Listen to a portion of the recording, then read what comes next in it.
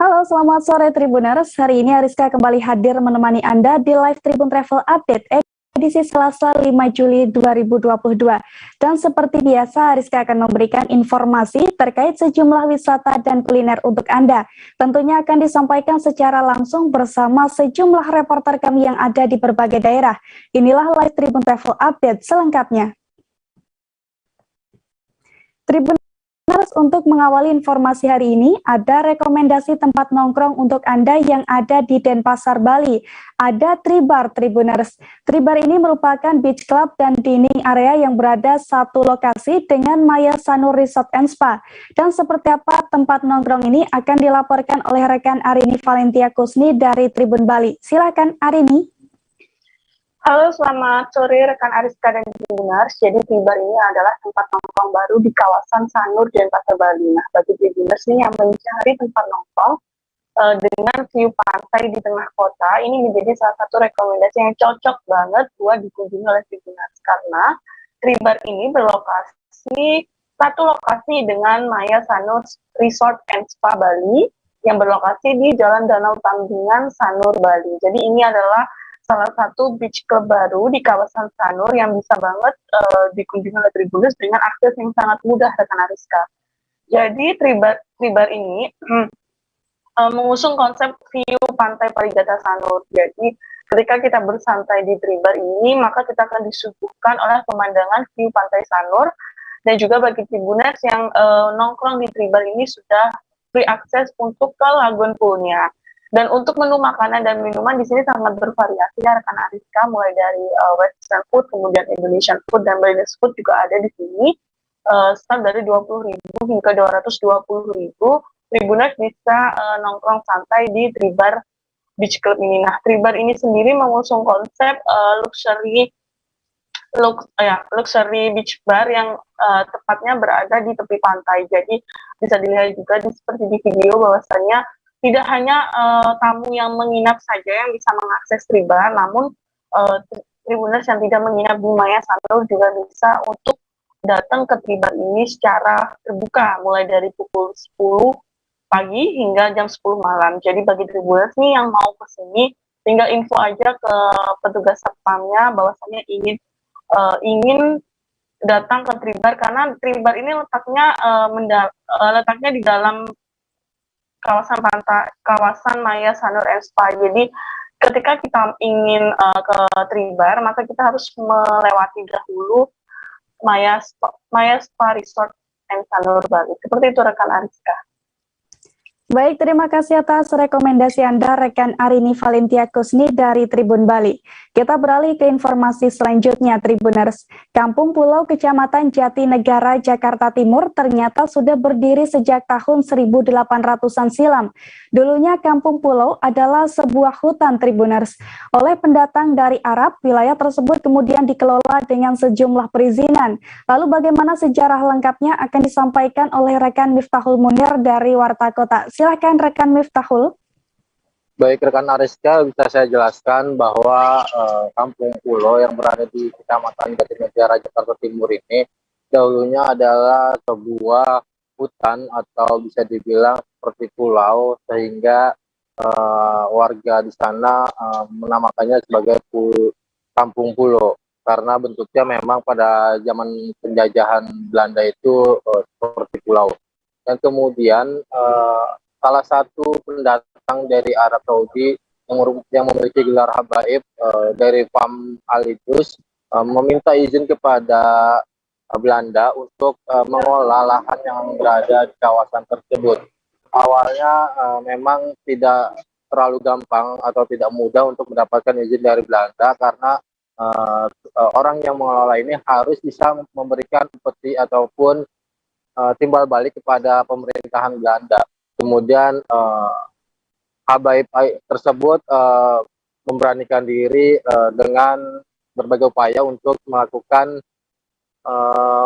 mendapat izin untuk mengelola lahan tersebut, dan akhirnya orang pendatang itu mengelola lahan yang cukup luas, namun dia tidak bisa berdiri sendiri untuk melakukan pembenahan kepada pemukiman tersebut. Akhirnya ada salah satu warga yang melakukan atau membantu warga pendatang tersebut, sehingga warga yang pendatang ini diberi ruang untuk mendirikan bangunan, namun pada zaman penjajahan itu untuk bangunnya dari bilik atau dari kayu dan daun-daun kelapa, sehingga sampai saat ini pemukimannya padat penduduk. Dan saya kemarin juga bertemu dengan salah satu pewaris wilayah tersebut, yaitu Al Habib Soleh Al Idrus, di mana beliau juga mengatakan sempat melihat surat yang diberikan oleh Belanda pada masa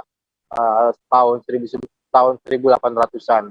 Saat itu ia ditunjukkan oleh ayahnya, namun saat ini surat tersebut belum diketahui lagi keberadaannya karena memang sudah cukup lama.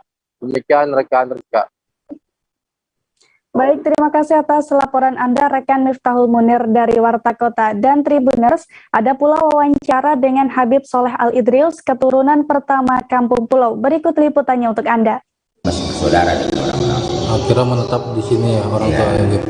Sekitar 8 tahun 18 itu banyak sih surat-surat itu banyak kan tahun 18 semua gitu. Jadi orang yang di pulau di dalam sekali itu pernah ngajuin surat gitu sama orang-orang Belanda di sini buat menggarap tempat sini gitu. Dilihat kalau sampai menggarap itu beneran sih ya ini kasih kita kasih buat ini.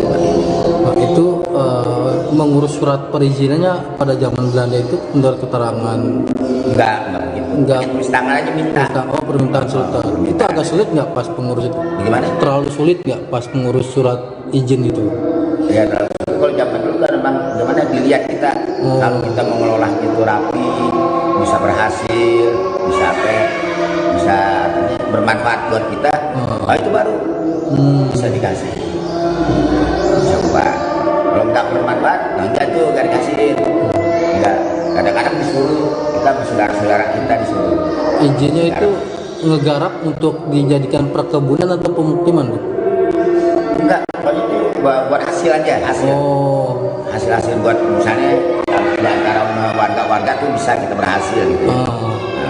Itu bisa kalau tahun 2015-an. 2016-an ya. Iya. Era Pak Ahok itu kan lagi kejar-kejar, ya, termasuk kan warga seberang atau di sini. Seberang di sini pengalaman juga. Amin. Saya ngalamin kalau itu sih memang saya di sini tempat kumpulnya orang yang digusur itu kumpul di sini tempat saya. Tribuners, saat berada di Tangerang Selatan, Anda wajib mampir ke Warung Tuman. Rumah makan ini berada di Jalan Ciater Tengah, Serpong, Tangerang Selatan, Tribuners. Warung Tuman menawarkan hidangan gaya Minang dan Jawa dengan tempat bernuansa hijau dan rindang. Berbagai hidangan di sini disajikan menggunakan resep keluarga secara turun-temurun, Tribuners. Dan untuk mengetahui kelezatan hidangan di sini, kita sudah terhubung dengan rekan Ega Alfreda dari Tribun Jakarta. Silakan rekan Ega. Baik, terima kasih Ariska. Seperti diketahui memang jika berjalan-jalan di daerah Tangerang Selatan, Tribuners bisa berkunjung ke satu rumah makan yang awalnya emang tidak diketahui karena lokasinya yang sangat terpencil dan walaupun berada di pusat kota Tangerang Selatan. Nah, lokasi Warung Tuman ini sendiri berada di Jalan Klaster Tengah, Kecamatan Serpong, Tangerang Selatan. Nah, Tribun Jakarta kemarin pada akhir pekan sempat mencicipi makanan-makanan di sana dan juga melihat sekeliling suasana di Warung Tuman sendiri. Ternyata memang suasananya yang begitu asri dan juga banyak pepohonan dan juga sangat rindang, tidak seperti di pusat kota Tangerang Selatan. Jika masuk ke wilayah Warung Tuman ini sendiri, kita akan berasa di dalam desa ataupun jauh dari keramaian hiruk-pikuk kehidupan kota besar. Nah, dalam warung ini sendiri, semua menu makanannya pun cukup unik karena perpaduan antara makanan khas Minang dan juga dicampurkan dengan makanan-makanan khas Jawa yang serba santan-santan dan juga penuh dengan kuah-kuahan yang sangat ada yang pedas juga, ada juga yang bening-bening gitu. Pokoknya semua makanan di sini tuh lebih kepada makanan-makanan bersantan-santan. Nah, dari pantauan mata Tribun Jakarta.com juga ternyata bila menggunakan kendaraan roda 2 ataupun roda 4, pengunjung dan warga di Tangerang Selatan dan sekitarnya ini harus menempuh jarak sekitar 300 meter bila dari parkiran bila ingin menuju ke pusat tempat warung tuman ini, karena memang pengendara ataupun pengunjung tidak dapat memarkirkan kendaraannya tepat di sebelah warung tuman. Jadi ruang parkir dan juga warung tuman ini sendiri memakan waktu atau memakan jaraknya itu ada sekitar 500 meter, jadi mungkin ada sekitar 5 menitan untuk dari tempat parkir menuju ke warung tuman, Kak. Dan untuk menuju warung tuman ini juga masyarakat itu akan melewati perkampungan warga yang memang masih sangat asri dan juga bisa sambil menikmati pemandangan-pemandangan sawah dan juga perkebunan milik warga setempat yang memang belum tersentuh oleh hiruk pikuk dan juga modernisasi dari kota Tangerang Selatan itu sendiri. Dan juga dari saat Tribun Jakarta.com ngobrol dengan pemilik warung tuman yaitu Pak Eko, warung tuman ini sendiri sudah berdiri sejak tahun 2019. Nah, awalnya tempat yang ada di video ini merupakan bukan tempat pertama, melainkan tempat kedua, di mana pada saat 2 tahun yang lalu warung tuman ini hanya berukuran kecil dan hanya berada di dalam garasi rumah milik Pak Eko. Dan karena saking ramai dan juga berkembangnya, akhirnya sekitar 3 bulan yang lalu Pak Eko dan istrinya memutuskan untuk pindah lokasi yang berada tidak jauh dari lokasi yang pertama, dan lokasinya memang lebih besar dari saat warung tuman ini berdiri. Nah, menu andalan dari warung tuman itu sendiri berbagai macam, tapi yang memang best seller atau memang menjadi primadona makanan di situ adalah ikan nila cala batuik yang memang dipatok dengan harga yang cukup terjangkau, yakni Rp28.000 saja. Kemudian gulai bareh yang seharga Rp30.000, kemudian dendeng batokok seharga Rp18.000, dan juga tunas pepaya yang sangat segar sekali yang dicoba oleh Tribun Jakarta yaitu Rp12.000 saja. Kemudian ada telur dadar goreng crispy yang harga Rp12.000, dan juga ayam goreng kampung kremes yang memang semuanya dibalut dengan berbagai santapan makanan bumbu-bumbu rahasia atau bumbu-bumbu yang sudah turun-menurun dari keluarganya Pak Eko sendiri. Dan warung tuman ini sendiri ternyata diambil tidak sembarangan namanya, melainkan diambil dari bahasa Jawa, walaupun makanannya mungkin makanan khas Minang dan juga Jawa, cuman namanya ini diambil dari bahasa Jawa, yaitu warung tuman, yang berarti dalam bahasa Jawa itu berarti ketagihan. Jadi memang kalau misalnya berharap, Pak Eko sendiri berharap kalau misalnya memang sudah datang sekali ke sana, bakal datang lagi terus-menerus untuk mencicipi makanan-makanan yang ada di sana. Dan juga warung tuman ini buka dari pagi sekitar pukul 7 pagi, dan hanya buka sampai pukul 5 sore, karena memang kalau bisa sudah malam di sana suasananya masih gelap dan belum ada penerangan yang cukup, jadi tidak buka sampai malam. Dan waktu peak seasonnya itu berada pada saat makan siang, karena saat makan siang bahkan sampai pantauan Tribun Jakarta.com saat akhir tahun kemarin, pengunjung masih harus waiting list karena memang keadaan yang sangat penuh sekali. Nah, untuk rata-rata makanan di sana memang dibanderol seharga sampai Rp30.000 sampai Rp50.000 saja. Jadi untuk makan berdua mungkin hanya mengkocek harga sampai sekitar Rp150.000 sampai Rp200.000. Begitu yang dapat dilaporkan langsung dari Tangerang Selatan. Kembali ke Ariska. Baik, rekan Ega Alfreda dari Tribun Jakarta, terima kasih dan selamat bertugas kembali. Tribuners, Pantai Las Vegas, Batam, Provinsi Kepulauan Riau selalu dipadati pengunjung saat sore hari. Di sana mereka bersantai sembari menikmati momen matahari tenggelam, Tribuners. Dengan latar belakang pabrik galangan kapal, proses matahari tenggelam di pantai ini menjadi lokasi favorit warga Batam untuk menghabiskan waktu sore. Dan untuk melihat keindahan di sana, kita sudah terhubung dengan Argianto Nugroho dari Tribun Batam. Silakan rekan. Oke, selamat siang Tribuners dan selamat sore Ariska. Pantai Las Vegas sendiri berada di Kecamatan Kupang, Kota Batam, yang saat ini menjadi lokasi favorit masyarakat Kota Batam untuk melihat proses matahari tenggelam.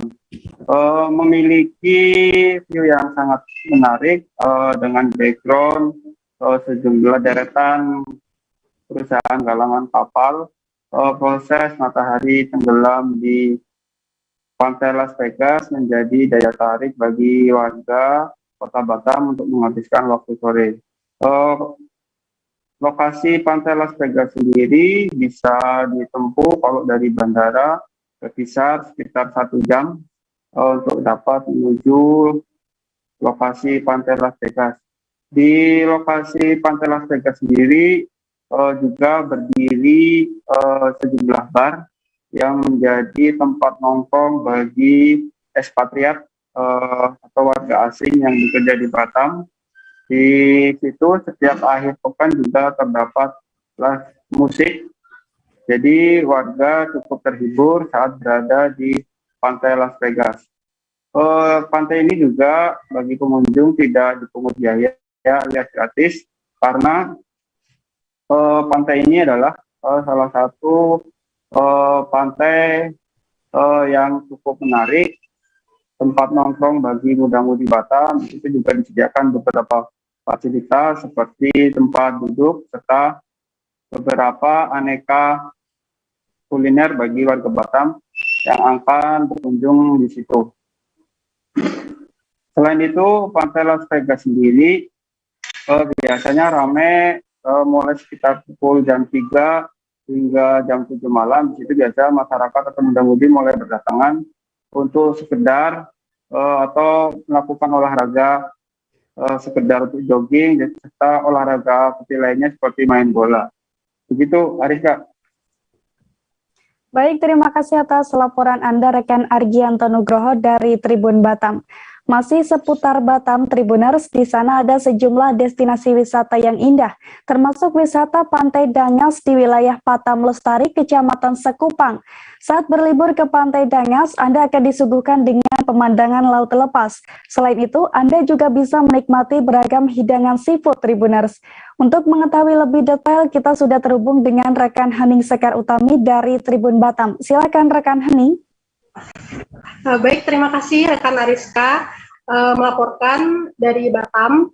Tribuners di Kota Batam, tepatnya di wilayah Kelurahan Batam Lestari, Kecamatan Sekupang, Batam, ada satu destinasi wisata pantai yang kerap menjadi tujuan wisata bagi warga Kota Batam. Namanya adalah Pantai Dangas. Nah, lokasi pantai ini cukup dekat dengan wilayah pemukiman warga dan akses jalannya pun sudah diaspal dan mudah untuk dilewati. Nah, Tribuners yang mau berkunjung ke Pantai Dangas bisa melewati jalan masuk dari wilayah perumahan di Batam Lestari dengan menggunakan mobil atau motor. Untuk harga tiket masuknya sendiri cukup terjangkau, yakni untuk orang dewasa sekitar 10.000 sampai dengan 15.000 rupiah.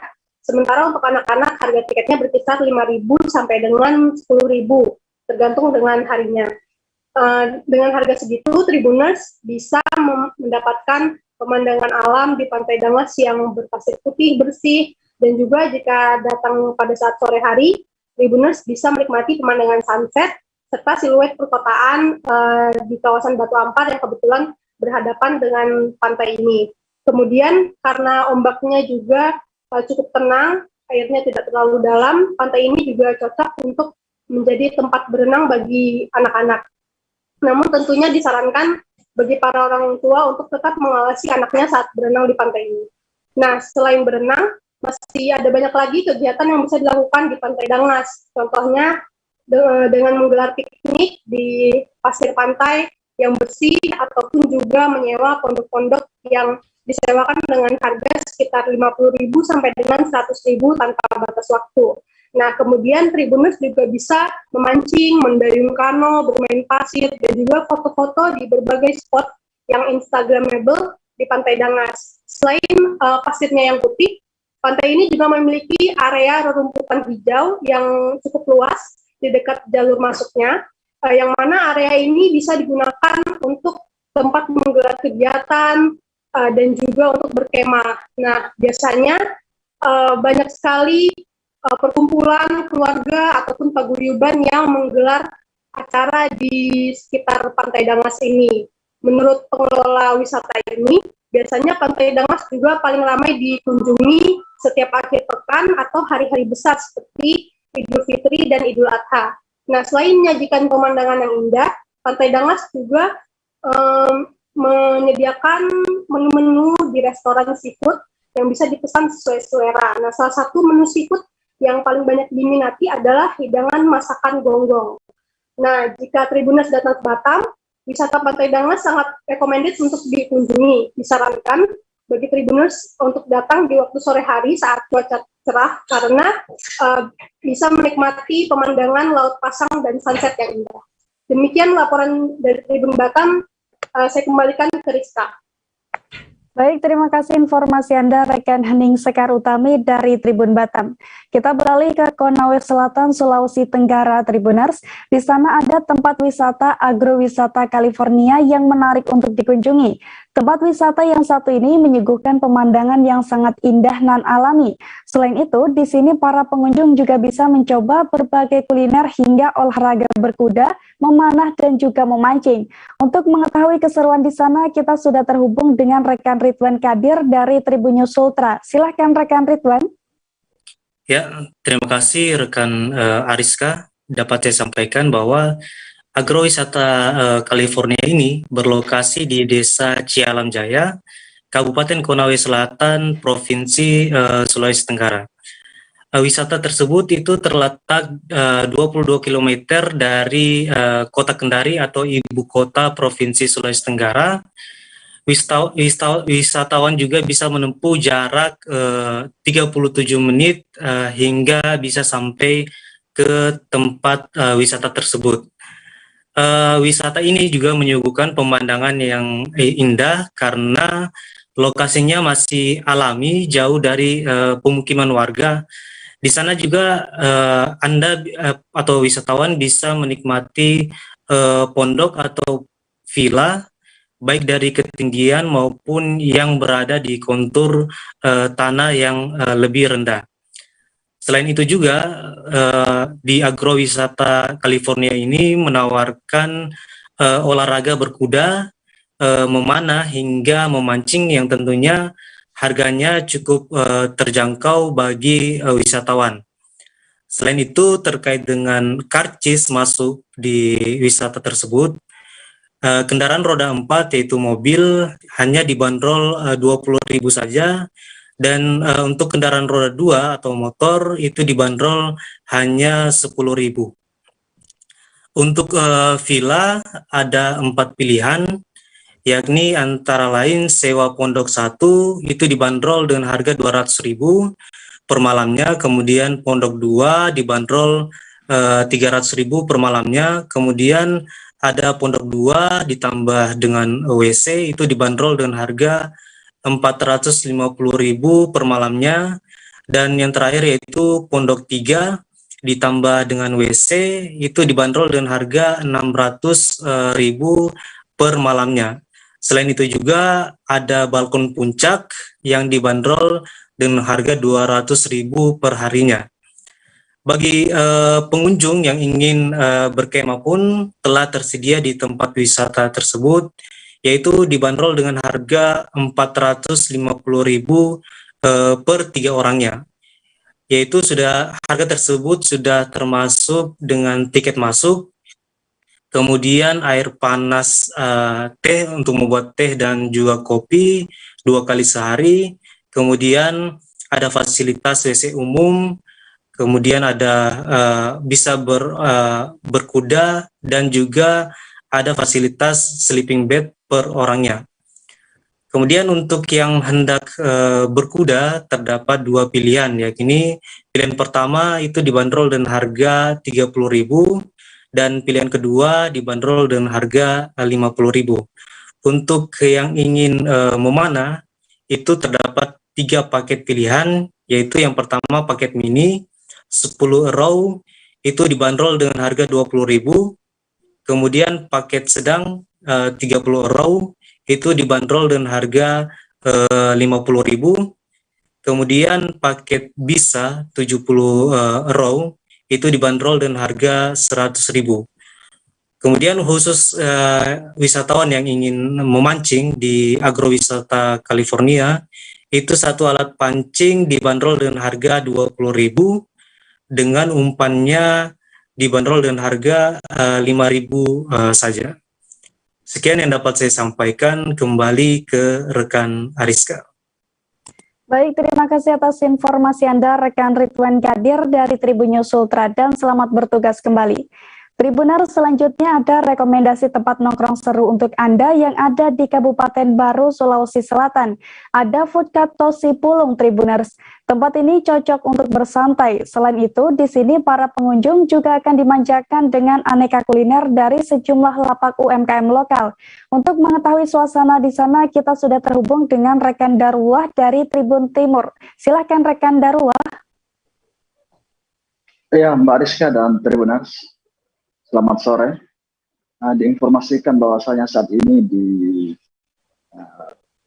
Kabupaten Baru telah hadir tempat nongkrong seru yang banyak diminati oleh masyarakat setempat maupun masyarakat yang dari luar yang ingin mencari tempat nongkrong seru, yaitu di Kabupaten Baru, tepatnya di Kelurahan Mangkosok, Kecamatan Sopeng Gajah, Kabupaten Baru, Sulawesi Selatan. Podcast Pulung ini merupakan salah satu pusat kuliner yang recommended untuk dijadikan tempat nongkrong bersama kerabat, sahabat maupun bersama pacar, ya Tribuners. Podcast Pulung menyediakan berbagai varian minuman hingga snack yang bisa menemani atau menambah keseruan Anda nongkrong di podcast Tosi Pulung ini. Adapun varian minuman tersebut mulai dari jus, aneka jus, kemudian pop ice dan sejenisnya. Selain itu juga hadir beberapa kuliner lokal seperti sarakba maupun kentang goreng dan ubi goreng dan sejenisnya. Mengenai harga di podcast Tosi Pulung ini tidak menguras dompet, ya Tribuners. Harga minuman dan snacknya dibanderol mulai Rp5.000 hingga Rp15.000. Jadi sangat murah, sehingga pengunjung atau masyarakat banyak yang memilih di Tosi Pulung sebagai tempat nongkrong mereka. Jadi Tosi Pulung ini buka mulai jam 17.00 atau jam 5 sore, ya Tribuners, sampai jam 12.00. Jadi Tosi Pulung ini buka mulai sore hari hingga jam 12 malam. Lebih serunya lagi, setiap malam minggunya Tosi Pulung ini sudah dilengkapi live musik yang tentunya lebih menghibur pengunjung pada saat malam mingguan di Tosi Pulung ini. Dengan hadirnya live musik ini tentunya dapat mengurangi kejenuhan atau rasa bosan pengunjung yang nongkrong di Tosi Pulung ini, sehingga dapat menambah keseruan untuk menongkrong di Tosi Pulung ini. Pulung ini didirikan dengan maksud dan tujuan sebagai upaya untuk pemulihan ekonomi daerah Kabupaten Baru pasca pandemi COVID-19 dengan memberdayakan UMKM lokal Kabupaten Baru.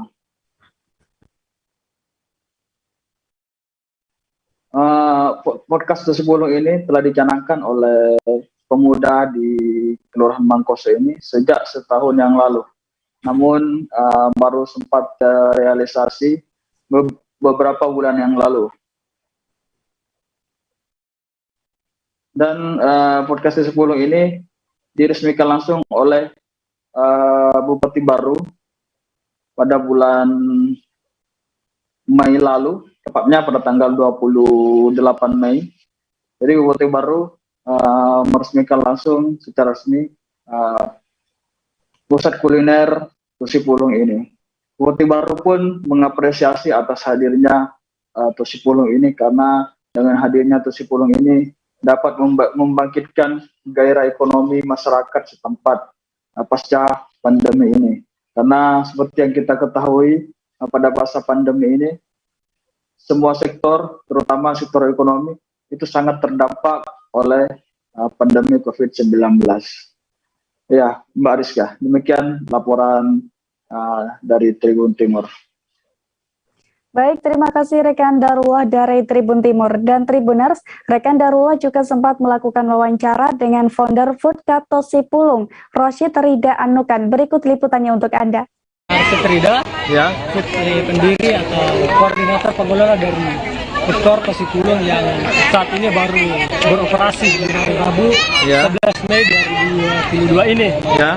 Food Court ini pertama kali kami canangkan 1 tahun yang lalu bersama teman-teman dengan harapan agar suasana daerah ini lebih berwarna itu dibanding sebelumnya, lebih bercahaya.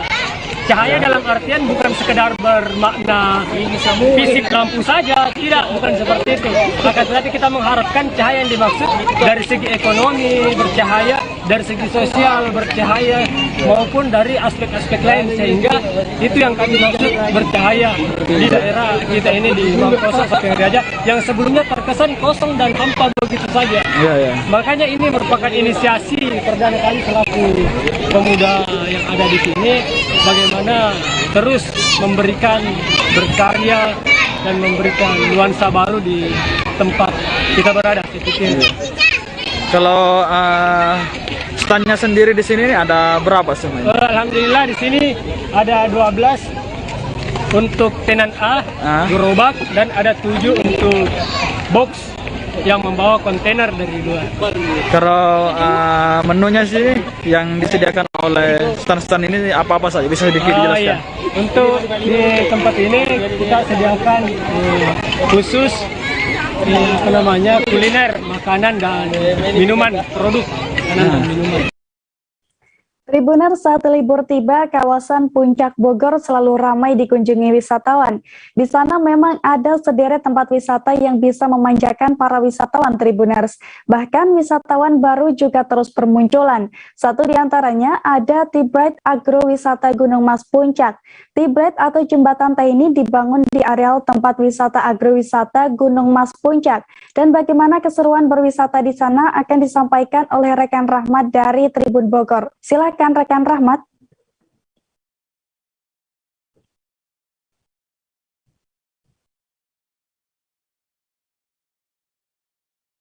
Halo rekan Rahmat.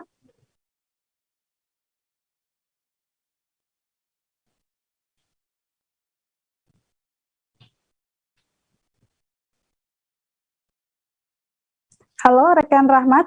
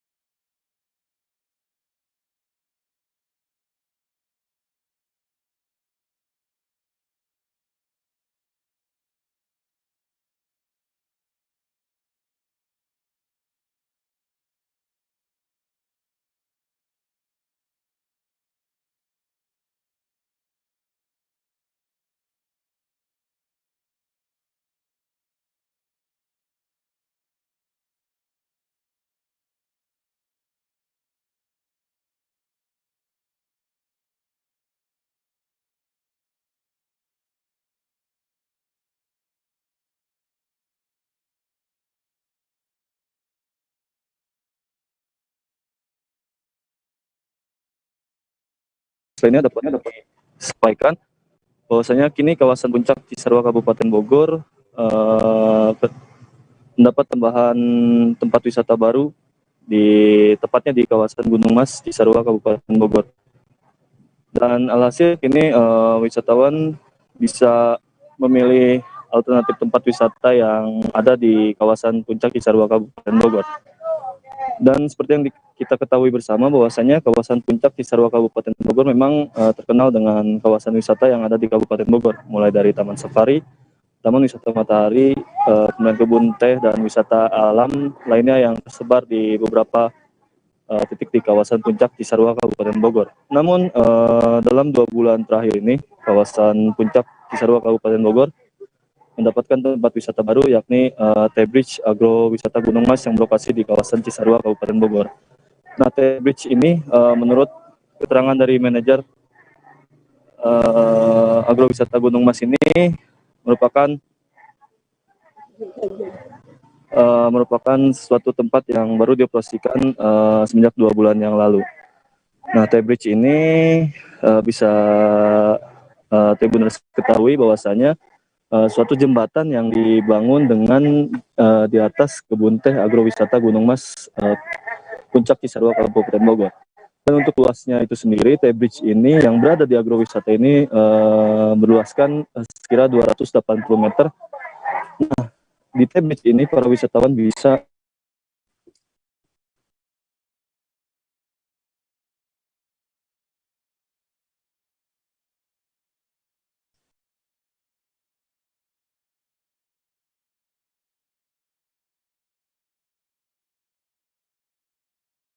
di T-Bridge ini para wisatawan bisa berkeliling kebun teh dengan di atas jembatan kayu yang dibuat oleh manajemen agrowisata Gunung Mas Cisarua Kabupaten Bogor. Nah, para wisatawan pun tidak perlu dirisaukan dengan harga tiket masuk sebab harga tiket masuk di T-Bridge ini cukup sangat murah, yakni berkisar di angka Rp10.000 saja. Nah, di T-Bridge ini para wisatawan bisa bersuah foto dengan latar belakang kebun teh, kemudian dan latar belakang gunung Pangrango yang bisa langsung terlihat di kawasan T-Bridge Agrowisata Gunung Mas Puncak Cisarua Kabupaten Bogor. Dan pihak pengelola pun tidak membatasi waktu para wisatawan yang berada di T-Bridge Agrowisata Gunung Mas Cisarua Kabupaten Bogor. Pihak manajemen membebaskan para wisatawan dengan syarat tidak membawa tikar dan tidak membawa makanan dari luar. Itu yang disyaratkan oleh manajemen T-Bridge Agrowisata Gunung Mas Puncak Cisarua Kabupaten Bogor. Dan untuk jam bukanya itu sendiri, manajemen membuka T-Bridge ini sepanjang hari, bahkan hingga malam hari, dan batas terakhirnya yakni pukul 20.00 waktu Indonesia bagian Barat. Begitu, Ariska, laporan dari kami. Baik, terima kasih atas informasi Anda, rekan Rahmat dari Tribun Bogor, dan selamat bertugas kembali. Tribuners, informasi tersebut sekaligus mengakhiri perjumpaan kita pada live Tribun Travel Update kali ini. Nantikan informasi lainnya hanya di Tribun News. Dan saya Ariska Khairina beserta segenap kru yang bertugas pamit undur diri. Terima kasih dan sampai jumpa. Jangan lupa like, subscribe, dan share ya.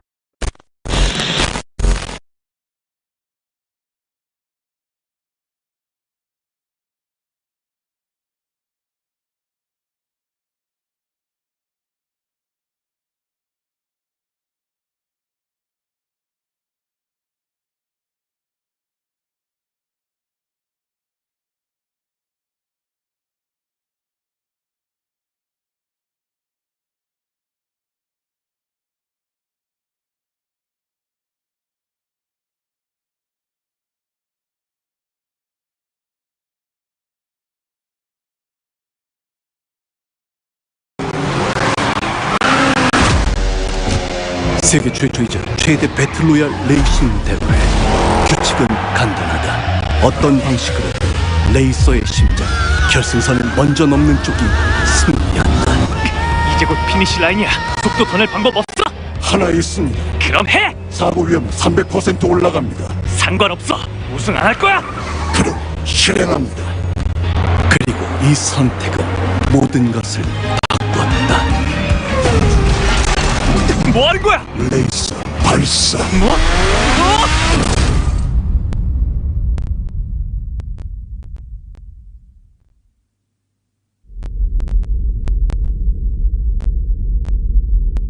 올해의 우승은 정주행과 마루스에게 돌아갑니다.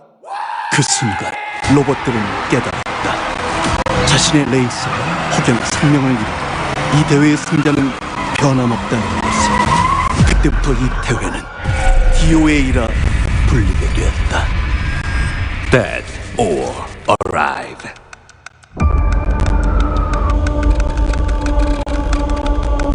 정주행 선수가 결국 하반신 마비 판정을 받았다는 안타까운 소식입니다. DOA 레이서 투척 연습이 최근 기록하는 충격적인 팀 마러스 킬라즈 레이서로 사용수 배치. 레이서의 생명경시 풍조가 강해질수록 대회의 인기가 치솟는 아이러니한 상황이 발견되고 있습니다.